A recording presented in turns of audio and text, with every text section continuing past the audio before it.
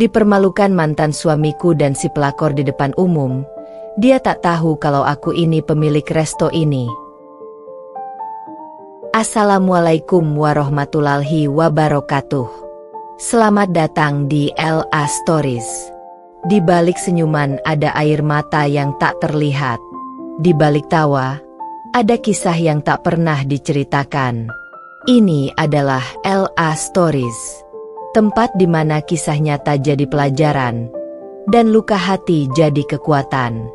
Setiap cerita di sini bukan sekadar drama, tapi potongan hidup yang bisa jadi cermin untuk kita semua. Siapkan hatimu.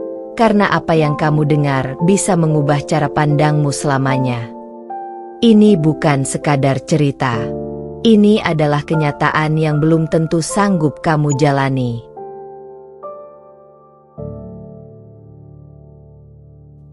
Dulu aku disakiti, kini aku berdiri anggun di atas panggung usahaku sendiri. Mereka tertawa di awal, tapi lihat siapa yang menang di akhir. Like kalau kamu juga pernah diremehkan oleh orang yang dulu mencampakanmu. Komen kalau kamu setuju. Balas dendam terbaik adalah kesuksesan yang elegan. Subscribe dan nyalakan loncengnya.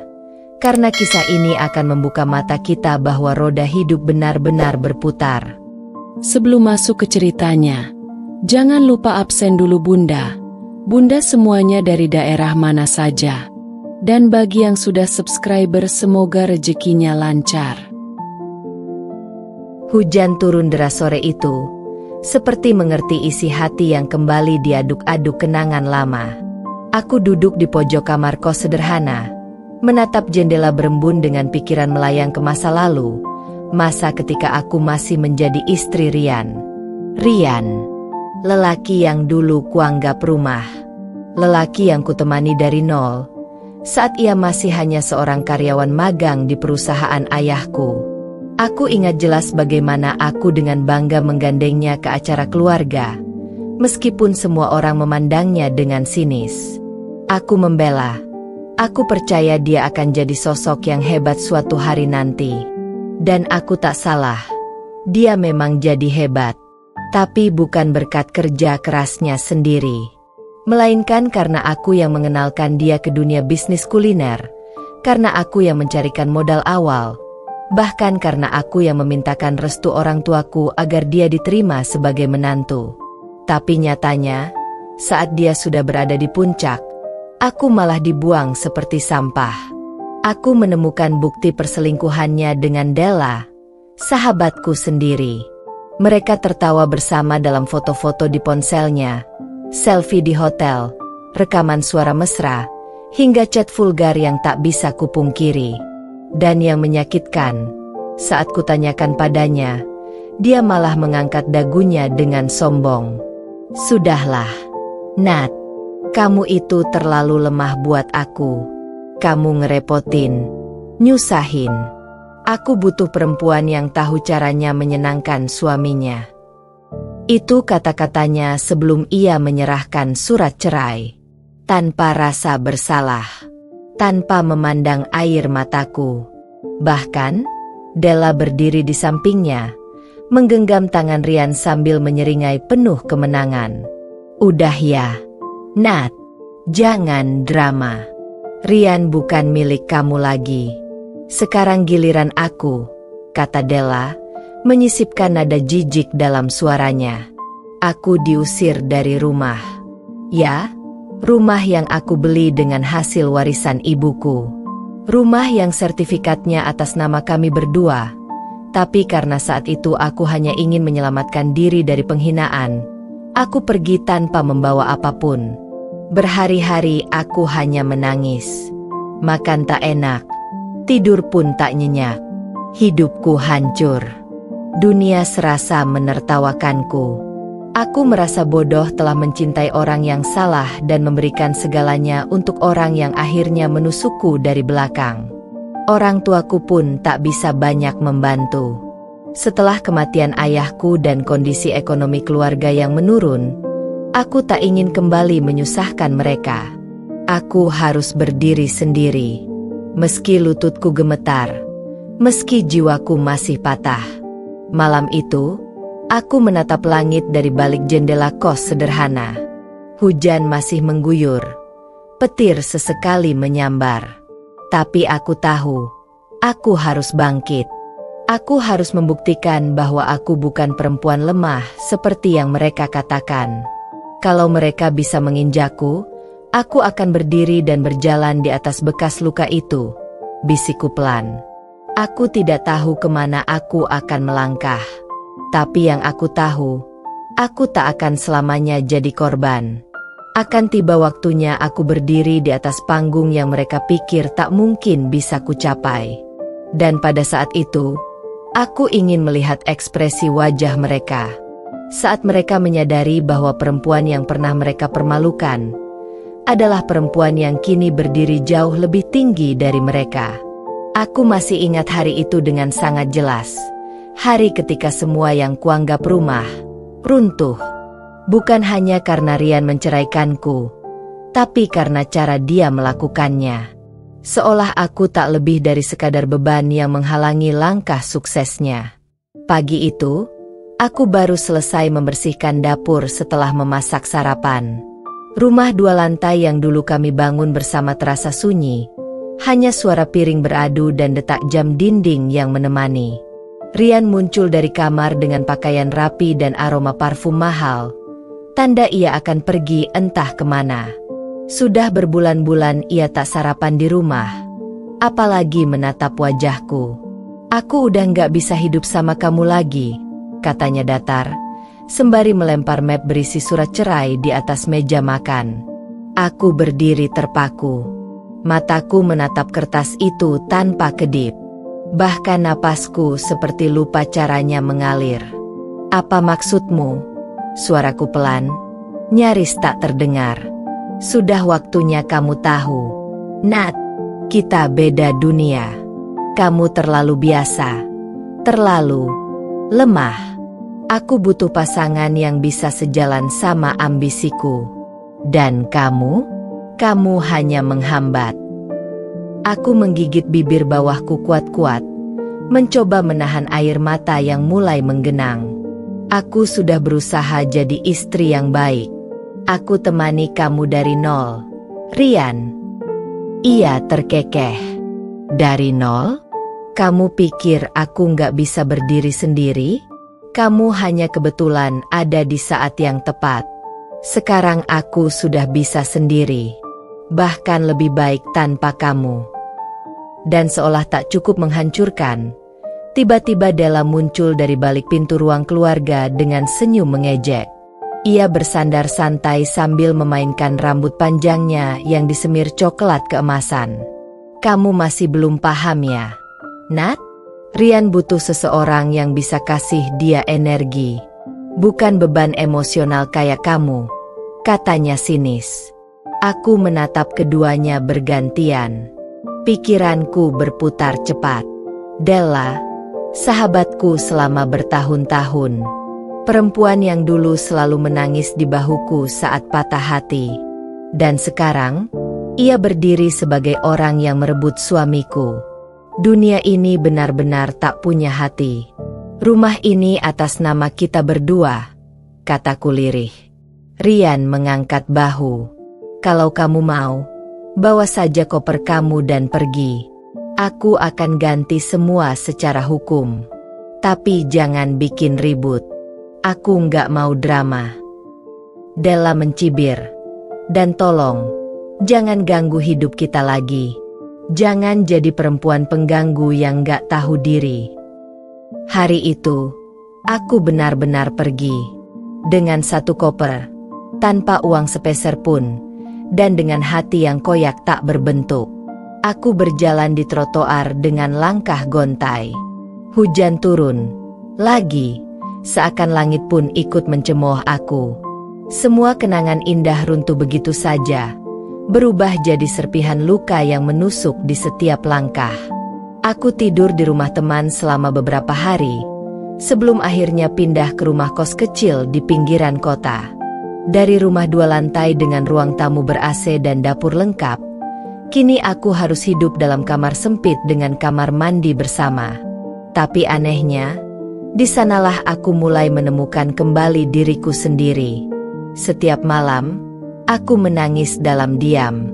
Tapi setiap pagi, aku bangun dengan sedikit lebih kuat. Karena aku tahu, kalau aku terus terpuruk, maka aku benar-benar kalah. Aku tak boleh memberi mereka kepuasan itu. Dan di titik terendah itulah, aku bertemu Bu Rini, pemilik warung makan sederhana di dekat kosku. Seorang perempuan tua dengan senyum hangat dan tatapan tajam penuh intuisi. Ia menawarkan aku pekerjaan tanpa banyak tanya. Cukup karena melihat aku sering duduk diam di depan warungnya sambil melamun. Daripada diam dan nangis terus, bantu ibu cuci piring. Lumayan buat nambah uang kos kamu, katanya saat itu. Aku pun mulai bekerja di dapur kecil itu. Dari mencuci piring, membersihkan sayuran, hingga membantu memasak nasi. Tangan yang dulu hanya menyentuh spatula mahal dan kompor listrik canggih, kini harus berjibaku dengan arang dan peralatan seadanya. Tapi justru dari situlah aku kembali belajar tentang arti hidup dan ketahanan hati. Bu Rini bukan hanya bos, ia menjadi mentor sekaligus ibu kedua bagiku. Ia tak pernah tanya kenapa aku terpuruk, tapi dari caranya mengajarkan resep-resep warisan dan cara mengelola warung kecilnya, aku tahu ia sedang membekaliku untuk sesuatu yang lebih besar. Dan aku pun bersumpah dalam hati, akan kubuktikan bahwa perempuan yang mereka remehkan ini akan bangkit dengan caranya sendiri. Pagi di warung Bu Rini selalu dimulai sebelum fajar benar-benar menyingsing. Kabut tipis masih menggantung di jalanan sempit gang kos-kosan saat aku sudah berdiri di dapur kecilnya, mengiris bawang merah, menanak nasi, dan menyiapkan bumbu pecel dengan tangan yang dulu gemetar, tapi kini mulai terbiasa. Dapur itu tak besar. Dindingnya hanya triplek tipis yang diolesi cat putih pudar. Tapi di tempat sesederhana itu, aku merasa hidup kembali. Setiap irisanku pada bawang, setiap adukan sambal kacang, dan setiap lipatan daun pisang yang kubuat untuk membungkus nasi, semuanya seperti terapi yang menyembuhkan luka-luka di hatiku. Kalau kamu kerja pakai hati, rasa masakanmu bisa menyentuh orang, ujar Bu Rini suatu pagi sambil mengaduk sayur lodeh. Aku menatap beliau, tak bisa menahan senyum kecil. Sudah beberapa minggu aku bekerja dengannya, dan perlahan aku mulai merasa tidak terlalu sendiri. Ia seperti ibu yang tak pernah aku minta tapi datang di saat yang paling kubutuhkan. Aku mulai memperhatikan lebih detail bagaimana beliau mengelola warung kecil itu. Walau sederhana, warungnya tak pernah sepi. Ada pelanggan setia yang datang hampir setiap hari, bahkan sampai harus antre di luar saat jam makan siang. Aku tahu, bukan hanya rasa makanannya yang membuat warung itu ramai, tapi juga ketulusan yang ditawarkan Bu Rini. Setiap pelanggan diajak bicara, ditanya kabarnya, bahkan kadang diberi tambahan tempe goreng tanpa diminta. Itu yang membuat mereka kembali. Bukan cuma karena makanannya, tapi karena rasa rumah yang jarang ditemukan di kota besar seperti ini. Di sela-sela jam sepi, Bu Rini sering mengajakku duduk sambil minum teh manis. Dari situ, aku mulai membuka diri, menceritakan sedikit demi sedikit tentang hidupku. Tentang Rian, tentang Della, tentang pengkhianatan yang membuatku nyaris kehilangan jiwaku. Bu Rini tak pernah menanggapi dengan belas kasihan, tapi juga tak pernah menyalahkanku. Ia hanya berkata pelan, semua orang pernah dihancurkan, tapi nggak semua orang memilih untuk membangun ulang dirinya. Kamu sudah memilih jalan yang berat, Nat, tapi itu jalan yang benar. Kata-katanya menancap. Pelan, tapi pasti, aku mulai berani bermimpi lagi. Aku ingat dulu aku suka memasak, suka meracik resep sendiri, bahkan sempat mengelola akun media sosial yang membagikan tips memasak rumahan. Tapi semua itu kuabaikan setelah menikah dengan Rian. Hidupku dulu hanya berputar di sekitar rumah tangga, menyenangkan suami, menyenangkan mertuaku yang selalu menganggapku tak cukup baik untuk anaknya. Kini, aku mulai berpikir, bagaimana jika aku bisa menghidupkan kembali mimpi yang sempat mati itu? Setelah warung tutup, aku mulai menulis resep-resep baru di buku catatan kecil. Kadang aku mencoba masakannya di dapur kos saat malam, mencatat rasanya, memperbaiki takarannya. Aku mulai kembali aktif di media sosial, membagikan resep sederhana dan cerita di baliknya. Tak kusangka, akun lamaku yang dulu terbengkalai mulai ramai kembali. Banyak yang menyapa, banyak yang terinspirasi. Aku sadar, masakan bukan hanya soal rasa, tapi juga soal cerita, perjuangan, dan perasaan yang dibubuhkan di setiap hidangannya. Setiap hari aku semakin giat bekerja. Gaji dari Bu Rini tak besar, tapi cukup. Aku mulai menabung, sedikit demi sedikit. Aku bermimpi, suatu saat aku ingin membuka tempat makan sendiri, bukan yang mewah, tapi tempat yang bisa membuat orang merasa seperti pulang. Tempat yang bisa membuktikan bahwa aku bukan lagi Nadia yang dulu. Dan tanpa aku sadari, dari dapur kecil itu, aku sedang membangun pondasi dari hidup baruku. Malam itu hujan turun deras lagi. Tapi tak seperti malam-malam sebelumnya. Aku tak lagi merasa sesak setiap mendengar rintiknya. Justru, malam itu aku merasa hangat.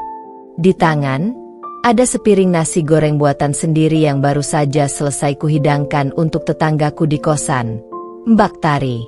Mbak Tari adalah seorang guru les privat yang selalu pulang malam dengan wajah lelah. Beberapa hari lalu, ia mencium bau masakanku dari dapur kos dan bercanda. "Nat, kamu buka warung sendiri aja deh. Wanginya bikin lapar." Aku hanya tertawa saat itu.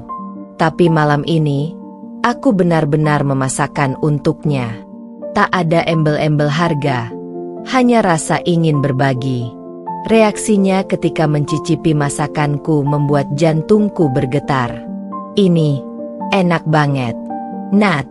Rasanya beda. Ada sesuatu yang gak bisa dijelasin.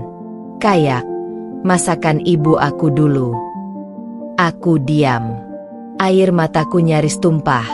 Bukan karena sedih, tapi karena bahagia. Bahagia karena untuk pertama kalinya sejak lama, aku merasa mampu membuat orang lain bahagia. Bukan dengan mengorbankan diri, tapi lewat sesuatu yang benar-benar berasal dari diriku sendiri. Sejak saat itu, mulut ke mulut mulai bekerja. Teman-teman kos mulai memesan makanan kecil dariku.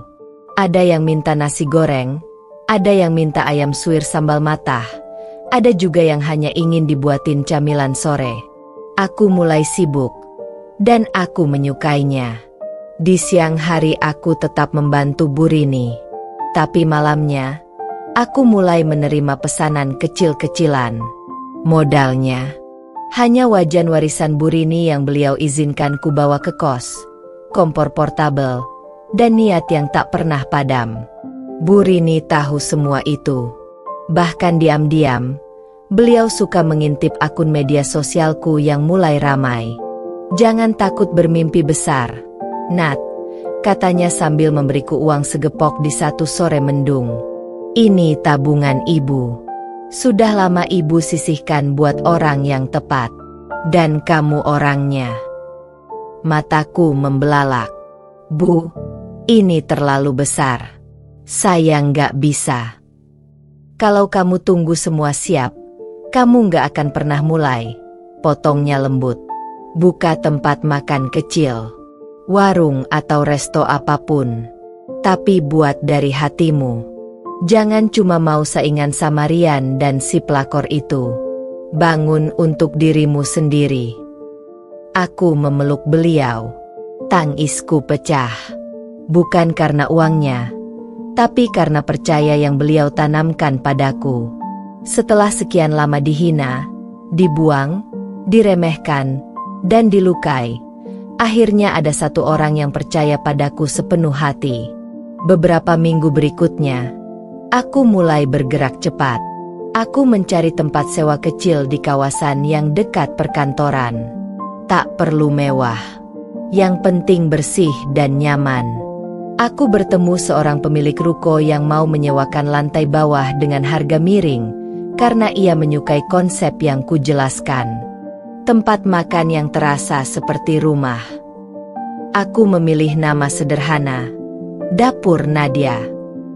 Aku ingin tempat ini menjadi ruang penuh kehangatan, bukan hanya karena rasa, tapi karena cerita. Tempat untuk mereka yang lelah, lapar, dan butuh kenyamanan. Dengan tabungan, bantuan Burini, dan sedikit pinjaman dari kenalan dekat, aku mulai membangun perlahan. Desainnya kukerjakan sendiri, menyusunnya dari kertas bekas hingga akhirnya bisa diwujudkan oleh tukang yang sabar mendengar banyak koreksi dariku. Semua ini kulakukan bukan untuk membalas dendam. Tapi aku tahu, dunia ini kecil. Dan ketika mereka yang dulu menginjakku datang lagi, tanpa tahu siapa aku sekarang, aku ingin berdiri di sana, bukan dengan amarah, tapi dengan kepala tegak. Karena kadang balas dendam terbaik bukan dengan melukai, tapi dengan menunjukkan bahwa luka yang mereka tinggalkan justru menguatkanku. Pagi itu, matahari bersinar cerah. Udara terasa berbeda. Seperti ada harapan baru yang menyelinap ke dalam setiap embusan angin. Aku berdiri di depan ruko kecil berwarna krem muda, memandang papan nama sederhana bertuliskan, Dapur Nadia, yang baru saja dipasang semalam. Tanganku gemetar. Bukan karena gugup, tapi karena tak percaya aku benar-benar sampai di titik ini. Dapur Nadia bukan tempat mewah. Ruangnya tak luas, hanya muat untuk 5 meja makan dan dapur semi terbuka di belakang. Tapi setiap sudutnya kutata penuh cinta. Dindingnya dihiasi figura kecil berisi kutipan semangat. Sudut kasirku penuhi tanaman-tanaman kecil, dan ada rak berisi buku resepku sendiri yang kubuat dari catatan bertahun-tahun. Hari ini adalah hari pertama buka. Aku tak memasang iklan besar, hanya membagikan info lewat media sosial dan selebaran kecil di sekitar kantor dan kos-kosan. Tapi dari pagi, antrian sudah mulai tampak di luar pintu kaca. Banyak dari mereka adalah teman-teman kos, pelanggan setia warung Burini, dan orang-orang yang selama ini mengikuti kisahku di media sosial. Selamat ya, Nadia. Seru Mbak Tari yang datang dengan senyum lebar. Aku membalas senyum itu dengan hati menghangat. Tak lama, pelanggan pertama pun duduk. Lalu kedua, ketiga, dan sebelum jam makan siang, semua meja penuh. Aku memasak dengan penuh semangat di balik dapur. Tangan bergerak cepat menggoreng ayam, meracik sambal, menuang sup hangat ke dalam mangkuk keramik putih. Semua berjalan seperti mimpi yang menjadi nyata. Rasanya seperti makan masakan ibu sendiri, kata salah satu pelanggan, seorang wanita muda dengan anak kecil yang duduk di pangkuannya. Komentar itu membuat air mataku nyaris tumpah. Lagi. Hari itu kami melayani hampir 70 porsi. Badan lelah, kaki pegal, tapi hatiku tak pernah seringan ini. Aku tersenyum tanpa henti hingga malam tiba dan pintu resto kututup perlahan. Di dalam, hanya aku dan Burini yang masih duduk di salah satu meja. Beliau menatapku dengan bangga. "Apa ibu bilang dulu?" katanya pelan. "Kamu cuma butuh satu kesempatan. Dan hari ini, kamu buktiin ke semua orang, termasuk dirimu sendiri, kalau kamu bisa." Aku mengangguk, menggenggam tangan beliau. "Terima kasih, Bu. Tanpa ibu, aku mungkin masih duduk di sudut kamar kos sambil menangisi masa lalu. Sekarang bukan waktunya menoleh ke belakang lagi, Nat. Fokus ke depan. Karena kamu belum tahu, dunia itu lucu. Bisa jadi nanti, orang yang dulu menghancurkan kamu, akan berdiri di depan meja ini, tanpa tahu bahwa kamulah pemilik tempat ini. Aku terdiam. Kata-kata itu membuat bulu kuduku merinding. Dan aku belum tahu bahwa hari itu akan benar-benar datang. Bahwa suatu hari, Rian dan Della akan duduk di salah satu meja di dapur Nadia, memesan makanan, sambil meremehkan pelayan. Tanpa mereka tahu, mereka sedang berada di dalam restoran milik perempuan yang dulu mereka buang seperti sampah. Sudah 2 bulan dapur Nadia berdiri, dan alhamdulillah, pelanggan semakin banyak. Kami bahkan mulai menerima pesanan catering kecil-kecilan untuk kantor dan acara keluarga. Setiap malam aku selalu pulang dengan hati penuh syukur. Kadang lelah luar biasa, tapi berbeda dengan dulu, lelahku sekarang membahagiakan. Tim kecilku pun mulai terbentuk. Aku mempekerjakan 3 karyawan, 2 bagian dapur, 1 bagian kasir. Semuanya perempuan tangguh yang juga sedang berjuang memulai hidup baru. Kami bekerja seperti keluarga, saling bantu, saling dukung. Pagi itu aku seperti biasa menyambut pelanggan dengan senyum. Di balik apron dan kerudung polos, aku lebih sering dianggap sebagai manajer atau koki utama, bukan pemilik. Dan aku sengaja membiarkannya begitu. Aku tidak butuh publikasi siapa pemilik dapur Nadia. Aku hanya ingin restoran ini tumbuh karena kualitas dan kehangatannya. Tapi semua berubah. Siang itu, hari itu suasana agak ramai.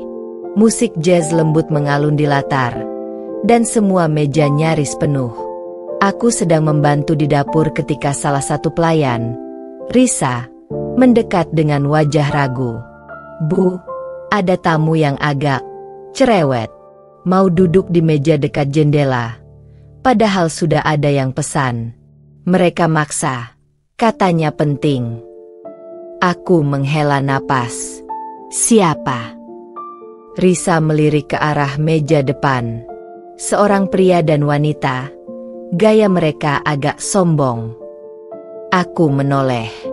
Dan detik itu juga, dadaku berdegup kencang. Napasku tercekat. Itu Rian. Bersama Della. Rian dengan jas kantor mahal dan gaya duduk congkak. Della dengan gaun ketat dan tas branded yang ia taruh sembarangan di atas meja. Mereka tertawa pelan, seolah tempat ini milik mereka. Aku berdiri diam beberapa saat. Entah karena shock atau marah. Tapi yang paling kuat adalah rasa geli. Dulu mereka membuangku tanpa ampun. Kini mereka datang ke restoranku, tanpa tahu bahwa orang yang mereka hina, yang mereka hancurkan hidupnya, kini berdiri hanya beberapa meter dari mereka. Sebagai pemilik tempat ini, "Bu, saya suruh pindah aja, ya?" bisik Risa. Aku tersenyum. "Nggak perlu. Layani mereka seperti pelanggan biasa. Tapi kalau mereka bersikap kurang sopan, lapor aku." Risa mengangguk dan kembali ke meja. Aku mengintip dari balik dapur. Mereka memesan makanan, dan lucunya, sebagian besar menu yang dipesan Della adalah menu yang dulu sering aku masakan di rumah. Ayam kremes sambal kecombrang, sayur asem, es tape sirsak. Semuanya resep yang dulu aku racik dari nol saat masih jadi istri. Baik, versi Rian. Aku mengintip sambil menahan senyum. Ketika pelayan menyajikan makanan, Della mencicipi lalu berseru, "Enak juga." "Ya, aku rasa ini lebih enak dari yang biasa kamu bawa pulang. Yan, gimana kalau kita pesan untuk arisan minggu depan?" Rian mengangguk. "Iya, tapi pelayannya kurang ramah." "Pemiliknya siapa sih? Coba panggil manajernya." Risa pun datang ke dapur. Lagi, "Bu, mereka minta ketemu manajer." Aku tersenyum. "Baik, biar aku yang keluar." Aku melepas apron, merapikan kerudung, lalu melangkah keluar dari balik dapur. Suara musik dan sendok garpu seketika terasa memudar saat langkahku mendekat ke meja mereka. Rian masih menunduk membuka dompetnya. Della sibuk bermain ponsel. Mereka tak langsung melihatku. Sampai akhirnya aku berdiri tepat di depan meja. Selamat siang. Saya Nadia, pemilik sekaligus manajer dapur Nadia. Ada yang bisa saya bantu? Mereka mendongak bersamaan. Wajah Della langsung memucat. Rian pun tak kalah kaget. Matanya membelalak seperti baru melihat hantu masa lalu. Nadia? Gumam Della. Suaranya tercekat. Aku tersenyum. Lama tak jumpa. Rian bangkit berdiri setengah. Kamu pemilik tempat ini? Betul, jawabku tenang. Tempat yang kalian duduki, makanan yang kalian puji, dan suasana yang kalian nikmati, semuanya aku yang rancang dari nol. Suasana di meja itu berubah dingin. Della menatap sekeliling, lalu berbisik pelan, "Kamu cuma nyamar jadi pelayan?" Tidak, aku memilih untuk bekerja di semua lini usahaku. Karena aku tahu bagaimana rasanya bekerja dari bawah, kataku datar. Della membuka mulut, hendak bicara, tapi aku angkat tangan pelan. Tenang saja, aku tidak akan mengusir kalian. Semua pelanggan kami layani dengan baik, tanpa melihat masa lalunya. Aku menatap mereka dengan penuh kendali. Dulu aku akan gemetar, menangis, atau mungkin kabur. Tapi sekarang, aku adalah aku yang baru. Bukan perempuan yang mereka buang, tapi perempuan yang berdiri karena luka. Kalau tidak ada yang perlu dibicarakan, saya permisi. Semoga kalian menikmati makanan dan pelayanannya, kataku sambil tersenyum tipis. Dan aku berbalik, meninggalkan mereka berdua dalam diam yang menyesakan.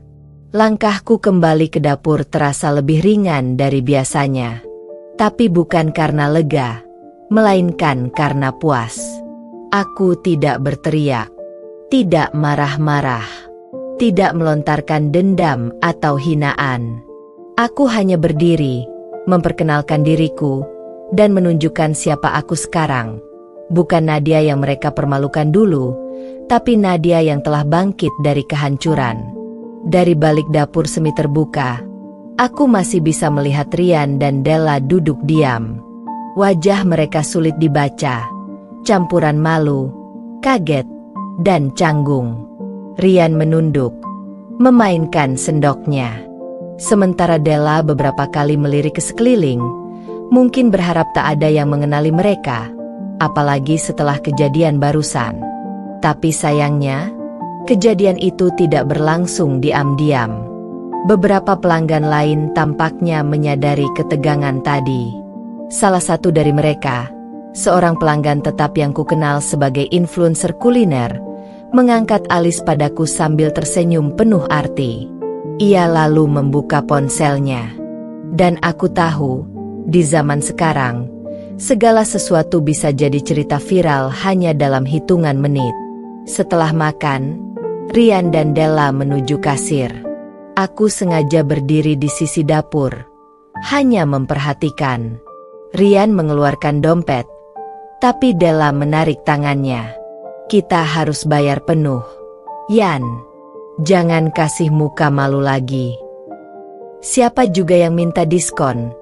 Balas Rian dengan suara kesal, tapi lirih. Aku menahan senyum ketika mereka membayar, lalu melangkah keluar tanpa menoleh sedikit pun. Tapi sebelum pintu tertutup, Della sempat berhenti sejenak, menatap ke dalam, dan memandangi sekeliling resto kecilku. Entah kenapa, ekspresinya bukan lagi angkuh seperti dulu. Ada sedikit penyesalan, atau mungkin sedikit rasa iri. Mereka berlalu, dan suasana resto kembali hidup. Beberapa pelanggan yang mengenal kisahku menghampiri sambil tertawa kecil, menyelipkan pujian. Keren banget, Mbak Nadia. Kalau aku yang digituin, Mungkin udah lempar piring. Aku sampai merinding lihat cara kamu berdiri di depan mereka. Elegan banget, nggak ada drama, tapi nusuk. Aku hanya tersenyum, berterima kasih. Tapi jauh di dalam hati, ada luka yang perlahan menutup. Luka yang selama ini masih diam-diam terbuka tiap kali aku mengingat masa lalu. Malamnya, saat resto tutup dan semua karyawan sudah pulang, aku duduk sendiri di salah satu meja paling pojok. Meja yang dulunya aku pakai buat makan sendiri saat awal buka. Di tanganku ada segelas teh jahe hangat. Di hadapanku, buku catatan resep yang mulai penuh coretan dan ide-ide menu baru. Tapi pikiranku melayang ke pertemuan tadi siang. Aku berpikir, mengapa Tuhan mempertemukan aku lagi dengan mereka? Kenapa di tempat ini, di saat aku sedang berada di puncak semangat, justru mereka datang membawa kenangan paling pahit? Dan aku sadar, mungkin ini cara semesta menunjukkan bahwa aku sudah jauh melampaui rasa sakit itu. Bahwa aku sudah siap berdiri, bukan untuk membalas dendam, tapi untuk menunjukkan bahwa aku tidak hancur, aku tumbuh. Aku menatap ruangan kecil ini dengan air mata menggantung di sudut mata. Restoran ini adalah bukti bahwa perempuan yang dulu dianggap remeh bisa menciptakan sesuatu yang luar biasa. Bahwa dihina dan dibuang bukan akhir dari segalanya, tapi bisa menjadi awal dari kebangkitan yang jauh lebih megah. Dan aku tahu, ini baru permulaan. Keesokan harinya, berita tentang pertemuan antara aku, Rian, dan Della di restoranku sudah menyebar di media sosial. Bukan karena aku menyebarkannya, tapi karena salah satu pelanggan ternyata merekam momen saat aku berdiri di depan mereka dan memperkenalkan diri sebagai pemilik dapur Nadia. Video itu dibagikan dengan caption, "Plot twist banget. Mantan suami dan selingkuhannya pamer di restoran yang ternyata punya mantan istrinya sendiri. Elegan banget cara balas dendamnya." Tak butuh waktu lama untuk video itu viral. Akun-akun gosip, motivasi, bahkan komunitas perempuan mulai membagikannya. Komentar berdatangan. Mayoritas memuji caraku bangkit dan menahan diri. Keren sih ini, nggak perlu emosi, cukup sukses dan diam. Tamparan paling telak adalah saat mereka makan dari piring yang dibeli sama perempuan yang dulu mereka hina. Perempuan kuat tuh begini, nggak sibuk nangis, tapi sibuk membangun. Aku tidak pernah menyangka responsnya akan sebesar ini. Bahkan beberapa media lokal mulai meliput dapur Nadia dan kisahku. Aku sempat diwawancarai oleh podcast Perempuan Mandiri, bahkan ditawari kerjasama dengan marketplace makanan lokal untuk membuka cabang online. Di tengah semua sorotan itu, aku tetap menjaga fokus. Aku tidak ingin terjebak dalam euforia atau drama. Bagiku, pencapaian ini bukan hanya soal memutarbalikkan keadaan, tapi tentang bagaimana aku berhasil berdamai dengan masa lalu. Namun, satu hal yang tak bisa kuhindari, reaksi dari pihak Rian. Sore itu, aku menerima pesan tak terduga. Nomor tak dikenal mengirimiku pesan lewat WhatsApp. "Nadia, bisa bicara sebentar? Aku minta maaf. Aku nggak tahu kamu bakal sekuat ini."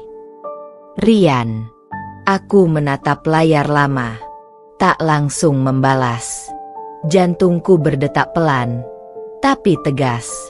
Dulu aku akan gegas merespons, ingin tahu, ingin menjelaskan. Tapi sekarang, aku hanya membalas pendek. Maafmu tidak mengubah apapun. Aku tidak menyimpan dendam, tapi aku juga tidak butuh klarifikasi. Semoga kamu bisa belajar dari ini. Tidak ada balasan setelah itu, dan aku tidak menunggunya. Beberapa hari kemudian, Della memposting status samar di Instagramnya, seolah ingin memancing simpati. Lucu ya, orang pura-pura jadi malaikat padahal dulu, Siapa yang tahu dia kayak apa? Aku tertawa kecil saat membacanya. Bukan karena sakit hati, tapi karena geli. Mereka masih belum bisa menerima bahwa aku bukan lagi perempuan lemah yang bisa mereka injak sesuka hati. Tapi aku tahu, waktu akan mengajarkan mereka lebih banyak hal daripada yang bisa kuucapkan. Seminggu setelah kejadian itu, resto semakin ramai. Banyak pelanggan baru datang karena penasaran setelah menonton video viral itu. Tapi aku tetap membatasi eksposur, menolak beberapa undangan yang hanya ingin sensasi tanpa esensi. Karena yang lebih penting dari jadi viral adalah tetap bernilai. Aku menutup resto sore itu lebih cepat dari biasanya. Duduk di meja favoritku, menatap langit sore yang oranye. Aku menarik napas panjang. Hidup memang aneh. Kadang kita jatuh di tempat yang paling menyakitkan, hanya untuk kembali berdiri di tempat yang sama, tapi dengan kepala tegak dan hati yang tak lagi gentar. Aku tak perlu membalas mereka dengan dendam. Karena saat seseorang mencicipi keberhasilan kita, tanpa tahu bahwa kitalah yang memasaknya, itulah balasan paling manis. Hari-hari berlalu seperti mimpi yang berwarna. Dapur Nadia kini bukan sekadar restoran kecil, tapi sudah mulai dikenal sebagai tempat makan yang hangat. Bukan karena pendingin ruangannya, tapi karena cerita dan perjuangan di baliknya. Pelanggan datang bukan cuma karena rasa, tapi juga karena suasana, dan tanpa kusadari, karena aku. Suatu pagi, aku sedang menata bahan baku di dapur saat telepon di kasir berdering. Lia, kasir kami, memanggilku dengan wajah penasaran. Bu Nadia, ada yang telepon. Katanya dari kantor kecamatan. Aku sempat mengernyit, tapi segera menghampiri. Setelah salam dan memperkenalkan diri, suara di seberang terdengar formal tapi bersahabat. Bu Nadia, kami dari tim pemberdayaan UMKM kecamatan. Kami mengikuti kisah ibu di media sosial dan beberapa liputan. Kami ingin mengundang ibu sebagai pembicara di acara seminar kewirausahaan perempuan minggu depan. Kami yakin kisah ibu akan jadi inspirasi bagi banyak orang. Aku terdiam sesaat. Aku, pembicara? Baru beberapa bulan lalu aku masih menghitung uang seribuan untuk beli beras. Kini diminta bicara di depan umum tentang perjuangan hidup, tapi hatiku hangat. Mungkin inilah waktunya bukan hanya membuktikan pada diriku sendiri, tapi juga membantu orang lain bangkit. Dengan tenang aku menjawab, saya bersedia. Terima kasih atas undangannya. Hari seminar pun tiba. Bertempat di aula kecil kantor kecamatan yang sudah dihias sederhana dengan spanduk bertuliskan, menginspirasi lewat usaha, menguatkan lewat cerita. Aku duduk di barisan depan bersama dua narasumber lain. Salah satunya seorang ibu pemilik laundry, satu lagi guru TK yang merintis bisnis makanan beku. Aku mengenakan gamis sederhana berwarna biru pastel dan jilbab abu lembut. Bukan karena ingin tampil mencolok, tapi karena aku ingin tetap menjadi diriku, Nadia yang dulu, yang sekarang, dan yang sedang terus tumbuh. Saat tiba giliranku, aku berdiri di depan panggung kecil, menatap hadirin yang mayoritas perempuan. Beberapa di antaranya tampak membawa bayi, ada yang masih mengenakan seragam kerja, dan ada yang terlihat letih, tapi penuh harap. Aku membuka pembicaraan dengan suara pelan, tapi tegas. Assalamualaikum. Nama saya Nadia. Saya bukan orang hebat. Saya hanya seorang perempuan biasa, yang sempat dipermalukan, dihina, dijatuhkan. Tapi hari ini saya berdiri di sini, bukan untuk membalas, tapi untuk berbagi bahwa kita semua bisa bangkit, asal kita tidak menyerah. Suara di ruangan hening. Tapi mata-mata di hadapanku berbinar. Beberapa bahkan mulai berkaca-kaca saat aku bercerita tentang pernikahanku yang berakhir dengan pengkhianatan, tentang malam-malam penuh tangis di kosan sempit, dan tentang mimpi kecil yang tumbuh perlahan menjadi restoran. Saya tidak akan bilang bangkit itu mudah. Saya juga masih takut. Tapi ketakutan itu tidak boleh lebih besar dari harapan. Karena sekali kita berani melangkah, dunia akan memberi ruang. Tepuk tangan meledak saat aku mengakhiri sesi. Setelah itu, beberapa peserta menghampiriku. Ada yang menangis sambil bercerita suaminya baru saja meninggalkannya. Ada yang bilang ia selalu ragu mulai usaha karena merasa tak cukup pintar. Dan aku bilang satu kalimat ke mereka semua. Kalau kamu bisa bertahan hari ini, kamu bisa menaklukkan besok. Malamnya, aku kembali ke resto dengan hati penuh. Rasanya seperti membuka lembar baru.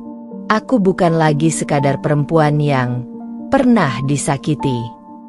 Tapi kini, aku perempuan yang memilih menyembuhkan diri dan membantu yang lain ikut sembuh. Dan jauh di lubuk hati, aku tahu, aku sedang menulis cerita baru yang jauh lebih berharga daripada semua luka masa lalu. 2 hari setelah seminar, restoranku semakin padat.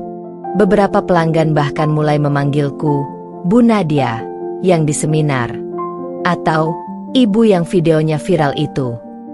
Aku menyambut mereka semua dengan ramah.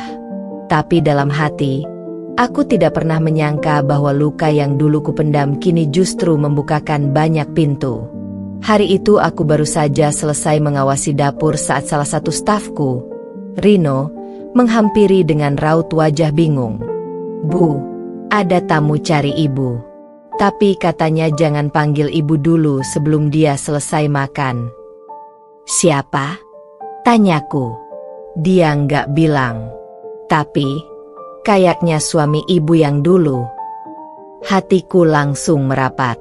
Ada desir dingin yang tiba-tiba menjalar ke dada. Aku melangkah perlahan ke balik tirai kaca yang memisahkan dapur dan ruang makan. Dan benar saja, Rian duduk sendiri di pojok ruangan, di meja tempat biasa aku duduk saat resto masih sepi dulu. Ia tampak rapi, tapi bukan seperti pria sukses. Justru sebaliknya, ada kegugupan di wajahnya. Tangannya menggenggam sendok, tapi tak juga mengangkatnya. Ia memesan nasi ayam crispy saus madu, menu spesial yang dulu kuciptakan pertama kali, saat aku baru mencoba berbagai resep sederhana di rumah kontrakan. Menu yang ia pernah cibir sebagai makanan tanggung, bukan warteg, bukan restoran. Lucu. Sekarang dia duduk memakannya diam-diam di restoranku. Aku berdiri cukup jauh, tak ingin terlihat dulu. Rian tampak celingukan sesekali, tapi tak ada senyum angkuh yang dulu biasa ia tunjukkan. Wajahnya tampak lelah dan malu. Setelah 10 menit, ia berdiri, melangkah ke kasir, lalu dengan pelan berkata ke Lia, bilang ke Bu Nadia, makasih ya, makanannya enak. Lalu dia pergi. Aku keluar dari balik tirai, dan berdiri dia memandangi punggungnya menjauh dari kaca.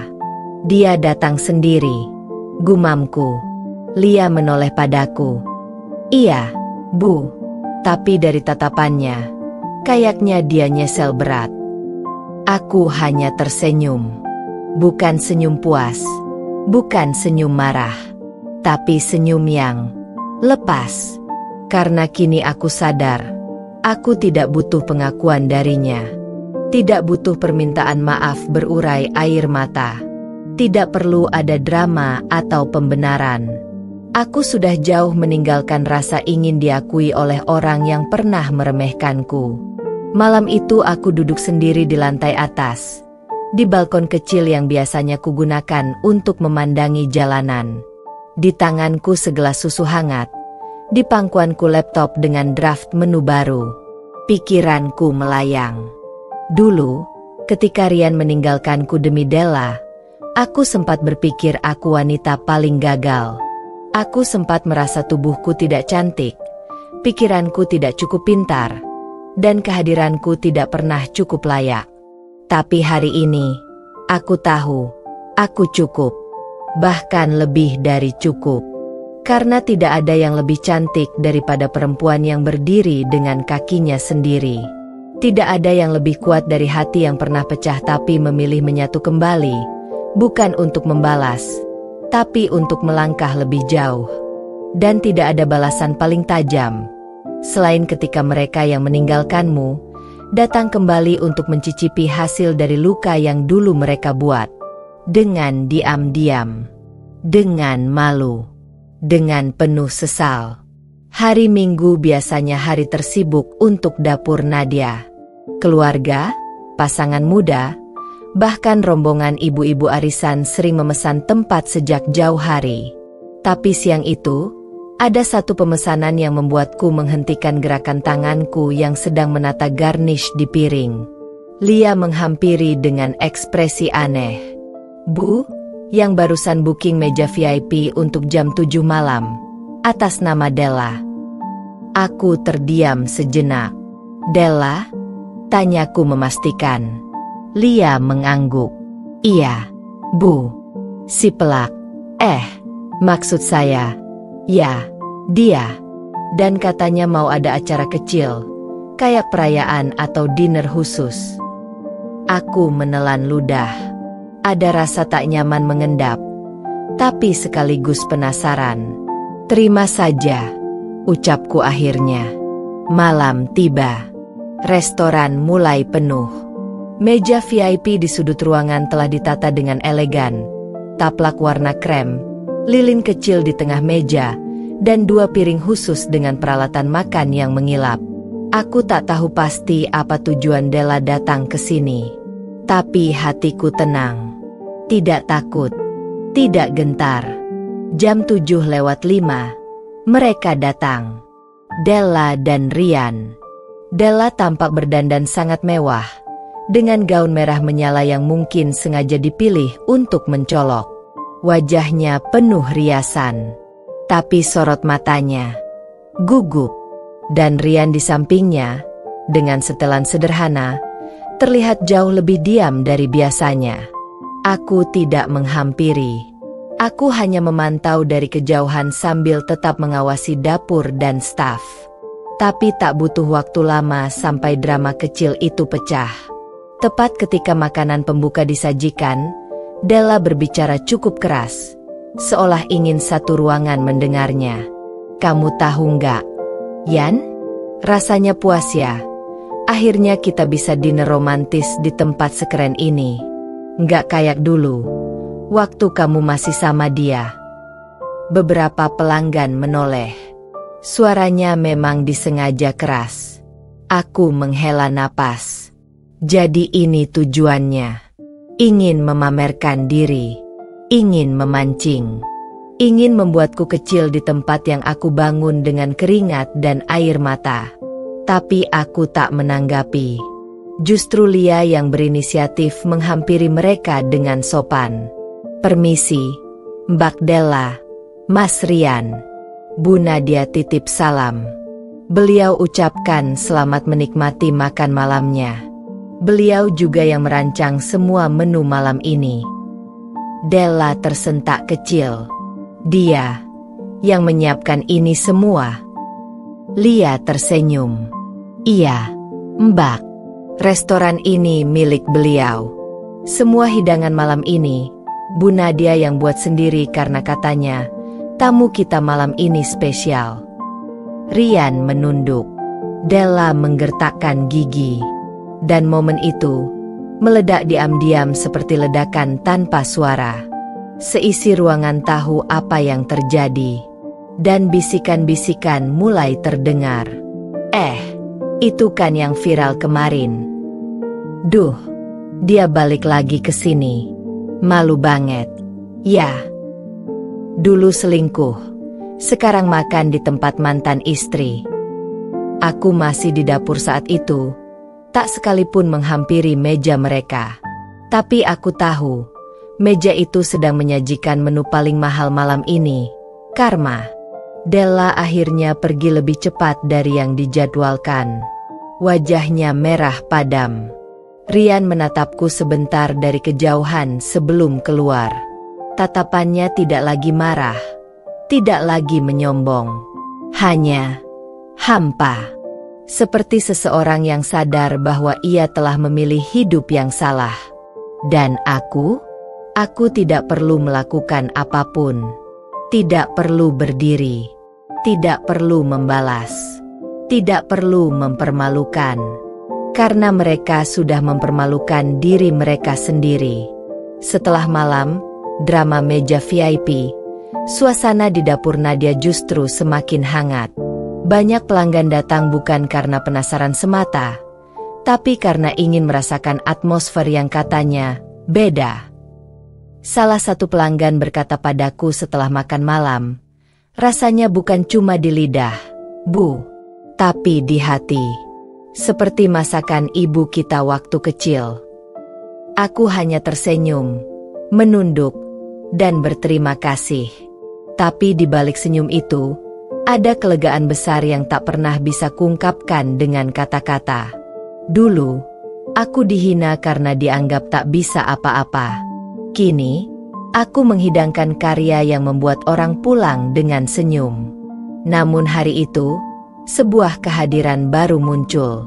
Sosok lelaki parubaya datang bersama dua wanita muda yang tampak seperti rekan kerja. Ia mengenakan batik sederhana dan kacamata baca. Saat ia duduk, aku memperhatikan wajahnya dari balik kaca jendela dapur. Dia berbeda dari kebanyakan tamu.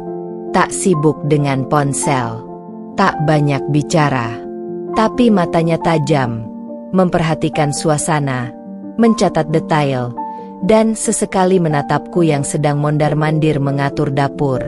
Lia yang menghampiriku kemudian. Bu, tamu di meja 3 itu nyari ibu.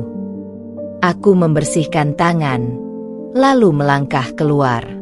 Selamat sore, saya Nadia. Ada yang bisa saya bantu, Pak? Pria itu berdiri dan mengulurkan tangan sopan. Saya Pak Haryo. Saya mewakili manajemen salah satu jaringan kuliner nasional. Kami sedang mencari mitra UMKM untuk program kemitraan restoran daerah. Aku sempat terpaku. Dan saya pribadi, sudah 3 hari makan di sini diam-diam, katanya sambil tertawa kecil. Makanannya konsisten, rasa dan atmosfernya kuat. Jujur, kami tertarik menjadikan dapur Nadia sebagai bagian dari jaringan mitra utama kami. Aku tercekat. Pak Haryo melanjutkan, tentu, kalau ibu bersedia, kita bisa bicara lebih lanjut minggu depan. Kami akan bantu dari sisi distribusi, branding, hingga peluang ekspansi. Aku memandangnya sejenak seperti tak percaya. Ini lebih dari yang pernah kubayangkan. Aku, Nadia, perempuan yang dulu hanya bisa menangis dalam gelap, kini dihadapkan pada kesempatan untuk membesarkan bisnis yang kubangun dari nol. Dan ini bukan tentang balas dendam lagi. Ini tentang babak baru dalam hidupku. Malam itu aku duduk sendirian di lantai 2, menatap lampu-lampu kota dari balik jendela. Di tangan kananku ada laporan stok bahan baku, di tangan kiriku ada proposal kemitraan. Senyumku mengembang. Aku sadar, hidup ini bukan tentang siapa yang meninggalkanmu, siapa yang menertawakanmu, atau siapa yang menjatuhkanmu. Tapi tentang apa yang kamu bangun setelah kamu jatuh. Dan malam itu aku tahu, aku sedang berdiri di atas reruntuhan yang kubangun ulang menjadi istana. Bukan untuk dipamerkan, tapi untuk ditinggali dengan damai, dengan kepala tegak. Pekan demi pekan berlalu seperti mimpi. Proposal dari Pak Haryo disepakati. Kami sepakat memulai dari yang kecil dulu, mengembangkan satu cabang baru dengan sistem kemitraan. Dan yang paling menyentuh, mereka tidak mengubah nama restoranku. Dapur Nadia tetap menjadi merek utamanya. Katanya, kekuatan nama itu justru karena ada kisahnya. Aku masih ingat malam ketika aku harus menandatangani nota kesepahaman. Tanganku sempat gemetar, bukan karena ragu, tapi karena membayangkan semua jalan panjang yang sudah kulewati. Dari istri yang dibuang, perempuan yang dicemooh karena tak menghasilkan uang, hingga kini menjadi pemilik bisnis yang sedang berkembang. Tapi dunia memang punya cara mengejutkan untuk menguji keteguhan hati. Suatu sore, saat aku sedang meninjau calon lokasi cabang baru bersama tim Pak Haryo, aku menerima telepon dari nomor tak dikenal. Bu Nadia, ini saya, Bu, Ibu Rika, ibunya Rian. Aku nyaris menjatuhkan ponsel. Ibu Rika. Iya, Bu. Maaf, saya tahu ini mungkin mendadak, tapi saya ingin bertemu. Bisa, Bu? Saya ada di depan restoran sekarang. Tanpa pikir panjang, aku segera bergegas kembali. Saat aku sampai, Ibu Rika sudah duduk di kursi dekat taman kecil depan restoran. Ia tampak jauh lebih tua dari terakhir kali kulihat. Wajahnya lesu, rambutnya mulai memutih. Tapi yang paling mengejutkan, dia datang sendiri. Terima kasih sudah mau ketemu saya, Nadia, katanya pelan. Aku duduk dengan hati waspada. Saya minta maaf atas semuanya. Aku menatapnya, tak berkata apa-apa. Dulu saya ikut menyudutkanmu. Saya membela anak saya buta. Tapi sekarang, setelah melihat apa yang terjadi, saya malu. Bukan karena kamu sudah sukses, tapi karena dulu saya terlalu percaya pada kebohongan Rian dan Della. Ia terisak pelan. Kamu tahu, sekarang Rian hidupnya berantakan. Della menceraikannya. Uangnya habis. Dan sekarang dia tinggal di rumah saya, seperti orang yang kehilangan arah. Aku menarik napas dalam-dalam. Ada getir yang tak bisa kuhindari. Tapi anehnya, aku tak merasa puas atau bangga. Aku justru merasa tenang. Apa tujuan ibu kesini? Tanyaku lembut. Ibu Rika mengangkat wajahnya. Saya hanya ingin kamu tahu bahwa saya mengaku salah. Dan saya minta maaf. Jika kamu berkenan, saya ingin minta satu hal lagi. Apa itu? Ia menunduk. Kalau suatu hari Rian ingin bicara denganmu, tolong, jangan tolak dia terlalu keras. Dia memang sudah membuat kesalahan besar. Tapi saya mohon, bantu dia melihat terang lagi. Sekalipun kamu tak ingin memaafkan sepenuhnya. Aku menatapnya lama. Dan kemudian, aku mengangguk. Baik, Bu. Saya tidak janji untuk membuka hati, tapi saya janji tidak akan membenci.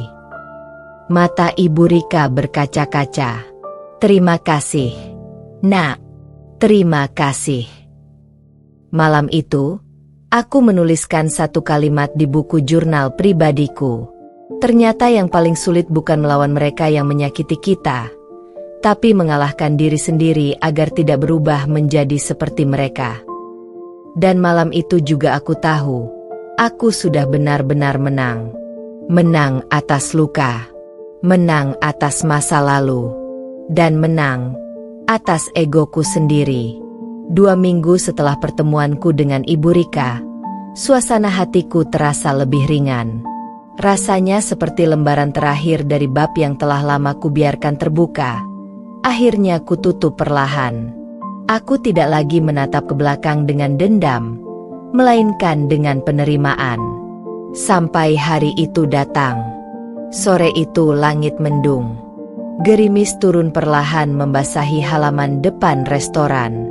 Aku sedang duduk di ruang kantor kecil di lantai 2, mengecek laporan harian dari cabang baru yang sedang direnovasi, ketika terdengar ketukan pelan di pintu. Lia muncul dengan wajah canggung. Bu, ada yang nyari ibu. Dia bilang, mantan suami ibu. Hatiku berdegup pelan. Bukan panik, bukan marah. Tapi ada sesuatu yang bergemuruh dari masa lalu, berusaha menyelinap masuk kembali. Aku berdiri, menenangkan napas, lalu turun perlahan. Dia duduk di bangku sudut dekat jendela, meja yang biasa dipesan pelanggan tetap. Rambutnya kini lebih tipis, wajahnya tampak lebih tirus. Jaket lusuh yang ia kenakan terlihat jauh dari kesan mapan. Tangannya menggenggam gelas air mineral yang hanya tersisa separuh. "Rian." Aku menghampirinya dengan langkah tenang. Ia berdiri begitu melihatku, agak gugup. "Nadia." "Silakan duduk, Rian," ucapku tenang, duduk di seberangnya. Ia menatapku lama, seperti tidak percaya perempuan di hadapannya ini adalah perempuan yang dulu ia tinggalkan begitu saja demi kesenangan sesaat. Aku nggak tahu harus mulai dari mana," katanya pelan. "Mulailah dengan hal yang jujur," sahutku. Ia menunduk. "Aku minta maaf, Nadia, atas semua yang aku lakukan. Aku benar-benar hancur sekarang. Della menceraikanku. Usaha kami bangkrut. Dia ambil semua yang bisa dia bawa. Dan sekarang, aku bahkan gak tahu harus mulai dari mana." Aku mendengarkan tanpa menyela. Hanya menatapnya. Wajah yang dulu pernah begitu kukasihi, lalu membuatku jatuh sehancur-hancurnya. Aku gak datang ke sini buat minta balikan, atau minta tolong. Lanjutnya, aku cuma ingin bilang aku menyesal. Dan kalau kamu butuh saksi bahwa kamu wanita hebat, aku bersedia bilang itu di depan siapapun. Aku tersenyum tipis. "Rian, aku nggak butuh saksi. Aku sudah membuktikan semuanya sendiri." Ia mengangguk, pelan, tampak menahan haru. "Terima kasih karena tidak membalas aku dengan kebencian," katanya. Aku menarik napas. Dulu, aku memang sempat ingin membalas semuanya. Tapi ternyata, lebih melegakan saat bisa melepas. Bukan untuk memaafkanmu sepenuhnya, tapi untuk menyembuhkan diriku sendiri. Rian mengangguk. "Kamu menang, Nadia. Di tempat yang dulu kamu dihinakan, kamu berdiri paling tinggi sekarang." Aku tersenyum. "Bukan untuk berdiri tinggi, Rian, tapi untuk berdiri tegak." Kami terdiam sesaat. "Kalau kamu butuh pekerjaan," ucapku tiba-tiba, "kita akan buka cabang baru. Aku bisa minta tim HR mengatur interview. Tapi semuanya profesional. Aku tidak akan ikut campur."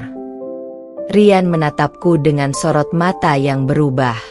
Bukan mata yang meminta, tapi mata yang mengakui bahwa perempuan yang dulu ia rendahkan, kini justru yang memberinya secercah harapan di tengah hidupnya yang gelap. "Terima kasih, Nadia. Sungguh, terima kasih." Aku berdiri. "Semoga kamu menemukan arah hidupmu kembali, Rian." Dan aku meninggalkannya di sana, di meja yang kini tidak lagi menyakitkan untuk dilihat. Karena hari itu aku benar-benar menyadari, balas dendam terbaik bukanlah kehancuran orang lain. Tapi ketika kita bisa menatap mereka dengan penuh belas kasih, dan tidak merasa apa-apa. Pagi itu aku terbangun lebih awal dari biasanya. Matahari belum sepenuhnya naik, namun cahaya keemasan sudah mulai menyusup masuk melalui celah jendela kamarku. Di luar, suara burung-burung bernyanyi menyatu dengan aroma kopi yang mengepul dari dapur.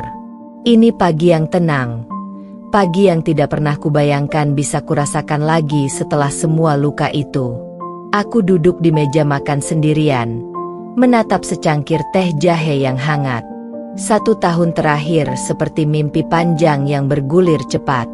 Dari istri yang diselingkuhi, dibuang, dihina, sampai menjadi perempuan mandiri yang punya kendali atas hidup dan mimpinya sendiri. Dapur Nadia kini bukan sekadar restoran. Ia adalah simbol dari keberanianku bangkit. Kami sudah membuka 1 cabang baru, dan ada 2 lainnya dalam proses. Karyawan bertambah, pelanggan setia makin banyak. Bahkan tim kuliner nasional beberapa kali mengundangku sebagai pembicara tentang perempuan dan usaha mandiri. Tapi hari ini berbeda. Hari ini aku diundang sebagai pembicara utama dalam seminar bisnis yang diselenggarakan oleh Asosiasi Wirausaha Kuliner Indonesia. Dan yang membuat hatiku bergetar, seminar itu diadakan di hotel tempat dulu Rian dan Della merayakan pesta pernikahan mereka secara diam-diam, sementara aku masih sah sebagai istri yang sah. Ironis? Tidak lagi. Sore harinya, aku melangkah ke ballroom hotel itu dengan kepala tegak. Mengenakan blazer krem dan celana panjang hitam yang elegan, aku disambut panitia dan beberapa peserta seminar yang langsung mengenaliku. Bu Nadia. Wah, terima kasih sudah hadir. Kami sangat menanti-nantikan sesi Ibu. Aku tersenyum. Terima kasih juga sudah mengundang saya. Saat naik ke atas panggung kecil dan mulai berbicara tentang perjalananku membangun dapur Nadia dari nol, aku melihat ke arah pojok ruangan. Dan di sana, berdiri Rian. Mengenakan kemeja sederhana, berdiri tegak, dan menatapku dengan mata penuh haru. Dia bukan lagi Rian yang pongah, tapi Rian yang diam-diam mengakui, Nadia telah menang. Aku tidak goyah. Tidak gugup, tidak terganggu, justru merasa semakin yakin. Ada satu hal yang ingin saya sampaikan, ucapku dalam presentasi. Kita tidak pernah bisa memilih bagaimana orang memperlakukan kita. Tapi kita selalu bisa memilih bagaimana kita memperlakukan diri sendiri setelah itu. Saya memilih untuk tidak menyimpan dendam, tapi memelihara harapan. Dan ternyata, itu cukup untuk mengubah luka jadi kekuatan. Tepuk tangan menggema. Beberapa peserta bahkan berdiri. Dan saat aku turun dari panggung, Rian mendekat dan berbisik pelan.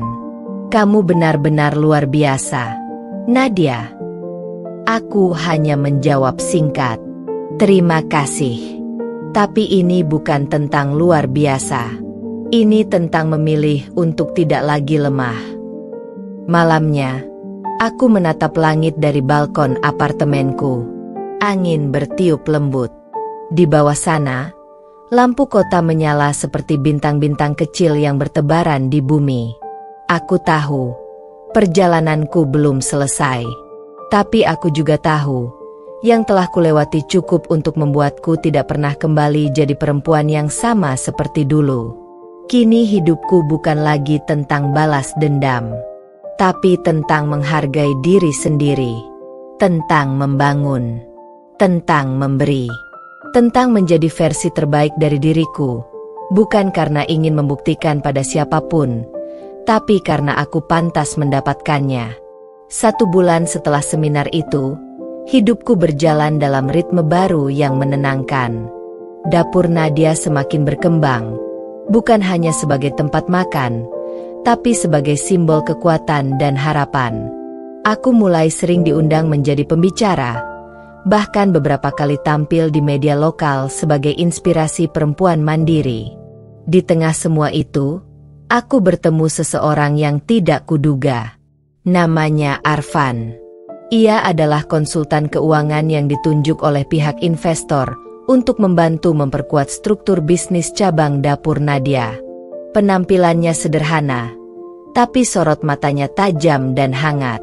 Ia tak pernah menyinggung masa laluku, tak pernah menunjukkan simpati berlebihan, dan yang paling penting, ia menghargai batas. Awalnya aku menjaga jarak. Luka lama membuatku waspada. Tapi Arfan tidak pernah memaksa. Ia hadir sebagai rekan kerja yang menyenangkan, membantuku merapikan sistem, menyederhanakan laporan keuangan, dan memberi masukan jujur tanpa menjatuhkan. Suatu hari saat kami lembur di kantor kecil belakang restoran, dia berkata, Kamu tahu, Nadia, aku selalu percaya bahwa orang-orang yang pernah hancur punya dua pilihan, hancur selamanya, atau jadi lebih kuat dari sebelumnya. Dan kamu adalah contoh nyata dari yang kedua. Aku tersenyum, menatap cangkir kopiku. Aku belajar dengan cara yang keras, Arfan. Dan hasilnya luar biasa, balasnya lembut. Malam itu aku pulang dengan hati yang terasa aneh. Bukan berdebar, tapi hangat. Lama sekali aku tidak merasakan kehangatan tanpa ketakutan. Lama sekali aku tidak merasa nyaman, hanya dengan percakapan. Arfan tak pernah menyatakan perasaan secara langsung. Tapi ia menunjukkan semuanya dengan cara yang diam-diam dan tulus. Mengantar makanan ke dapur saat semua staf lembur. Mengingatkan aku makan tepat waktu. Memayungiku saat hujan tiba-tiba turun saat kami survei lokasi. Hal-hal kecil yang mengisi ruang kosong dalam hati perlahan. Dan suatu malam, setelah presentasi untuk investor cabang ketiga, ia menatapku lama. Nadia, aku tidak ingin jadi orang yang datang hanya saat kamu sedang bersinar.